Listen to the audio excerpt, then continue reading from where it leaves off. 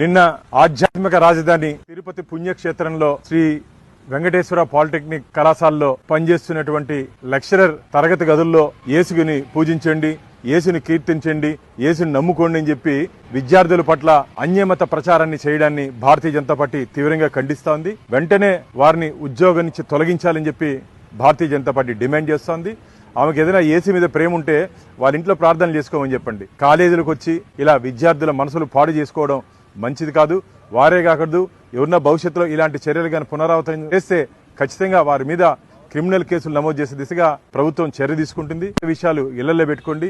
కళాశాలలకు వచ్చిన స్కూల్స్కి వచ్చిన తర్వాత విద్యార్థుల భవిష్యత్తు కోసం, సమాజం కోసం పనిచేయాలి తప్ప మీ ప్రార్థనలు చేసుకోవాలంటే పోయి చర్చిల్లో కూర్చోండి, కానీ కాలేజీలో కూర్చోవద్దండి.